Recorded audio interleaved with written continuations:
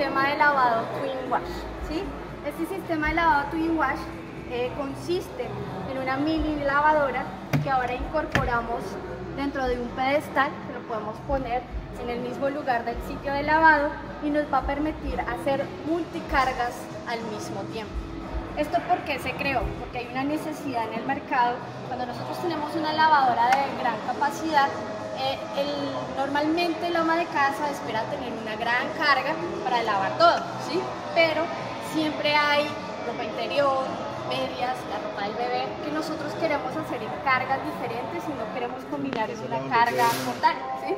¿Y qué pasa? A veces no, mejor la lavo a mano o espero a que se llene la carga, entonces hay mayor esfuerzo o tengo que esperar más tiempo. Esto nos va a permitir hacer dos cargas al mismo tiempo, ¿sí?